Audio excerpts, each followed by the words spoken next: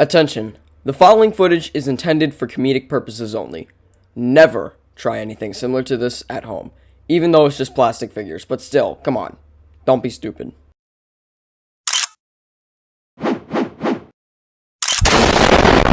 I'm sure we can all say that we did not expect that, but this is what we like to call terrible circuitry.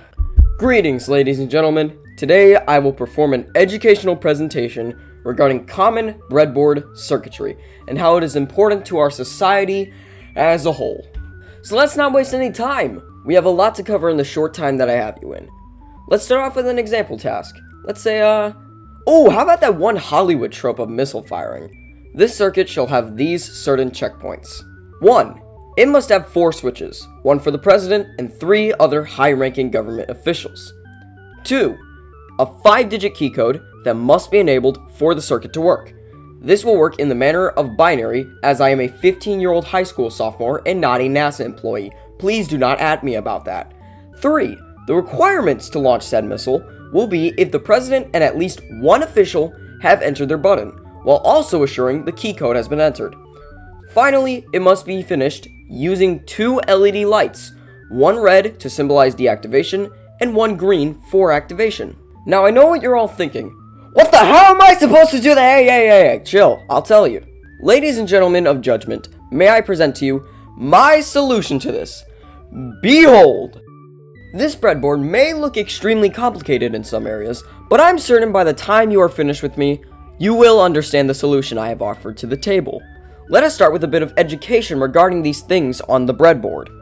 This line of wiring above the entire thing is the power lane, where all positive and negative energy are released to the breadboard.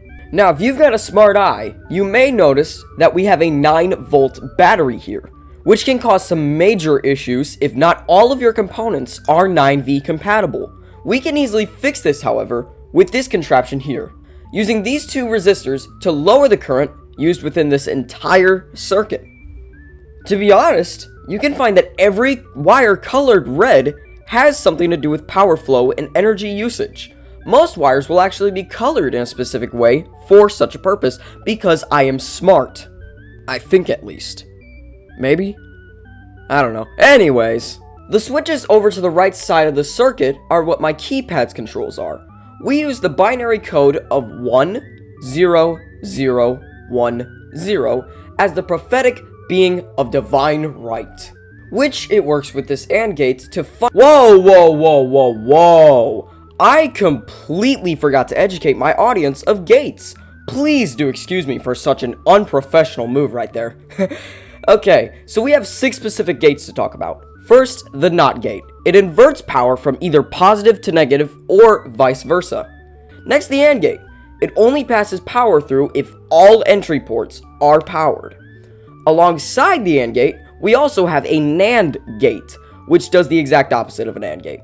Next, the OR gate, which as long as one entry port is powered, it will pass through. Similar with the AND gate, we also have a NOR gate for this one, which is once again just the opposite of a NOR gate. Lastly, the XOR gate. That's above my pay grade, don't ask me about that. Okay, resume. Which it works with this AND gate to funnel the correct code to power. It's a bit hard to explain, but basically, when all the switches are powered accordingly, the power proceeds through the gate. Now, the switches over to the left are for my 4 people, the 3 individuals, and the president, with this one in the lower right being the said presidents. See how it's all in purple? Genius. I'm a genius. I think, at least. Remember that, I think. Anyways, this indicates how each of the other switches will proceed through an AND gate along with one of the president's 3 wires to power itself. After such, the wires will then lead into this OR gate in the center, which will read if at least one of the wires have been powered in order to transfer the power through. Finally, we return to the previous AND gate so we can assure that both the primary power and the key code from before are ready. Once all is given the green light, it will send the final charge. Within the center of the breadboard, a NOT gate sits hooked up to a single cord. If the final power line is not readied, the NOT gate will power a red LED light. If the opposite occurs and the circuit is powered, it will light up a green LED. This is primarily to ensure that the circuit has been completed correctly per instruction. Now, with all that being said, that should be everything to cover regarding this circuit. I know it was quite a lot of information to pack in such a short time, but I can assure you, with enough practice, perfection does come with this. Now, arguably, I'd say that the hardest part to this whole thing is just fitting it into a single breadboard. But with a beginner, it is completely understandable to use more than just one breadboard, and it is completely fine. You do not have to force yourself. From this video, you should have learned breadboard circuit basics and a slight understanding on how to use them. If you want to start making your own breadboards, but are still struggling with some aspects, feel free to rewatch this video here on YouTube. But with all of this out of the way, I hope you enjoyed this, arguably speaking, quick and easy tutorial on breadboard basics. Cheers, fellas!